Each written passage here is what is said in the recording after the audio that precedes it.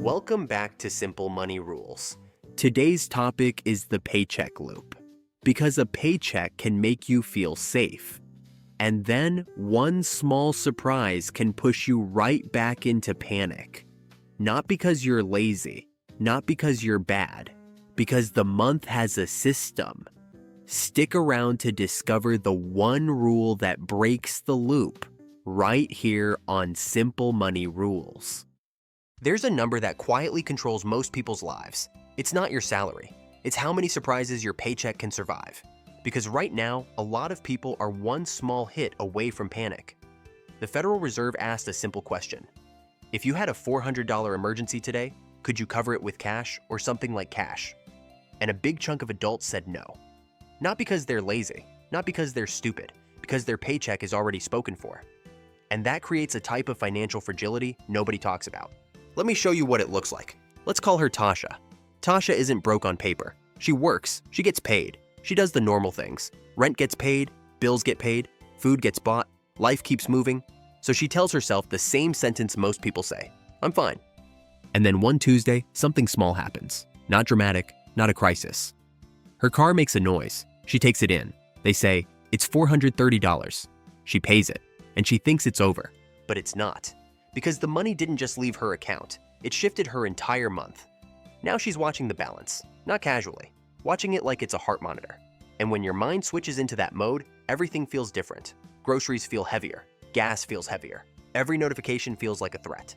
Because now she's approaching a moment that I swear ruins people. It's not payday, it's the opposite of payday. It's the day you open your banking app, and your stomach already knows the number. I call that zero-day thinking. Even if the balance isn't zero, your brain is already living in zero. So what happens next is predictable. She delays something. She moves something. She tells herself she'll catch up next paycheck. But next paycheck comes. And it doesn't feel like progress. It feels like recovery. Because the first part of the paycheck is not hers. It belongs to the month. And the month is aggressive.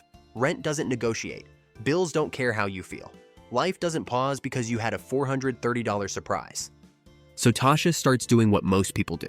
She tries to be disciplined. She tries to spend less. She tries to be good. And it works for a few days.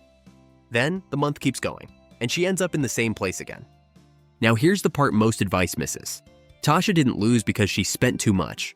She lost because her money had no structure. Everything landed in one pile.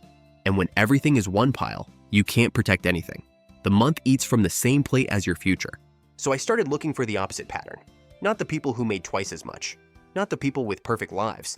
The people who got hit the same way and didn't fall apart. And what I found was almost annoying.